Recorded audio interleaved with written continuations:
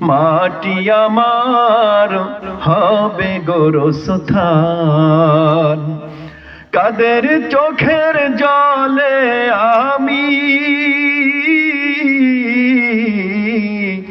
কাদের চোখের জলে আমি পাব পরিত্রাণ। কোন জমিনের মাটি আমার হবে গোরস্থান। কারা আমায় গোসল দিবে, কে আনিবে কাফন? কারা আমায় কেঁদে কেঁদে করে দিবে দাফন? কারা আমার পাশে বসে, কারা আমার পাশে বসে শোনাবে কোরআন?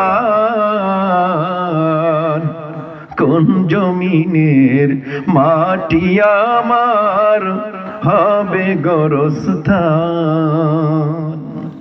আমরা কোরআন শুনতে চাই কি চাই না?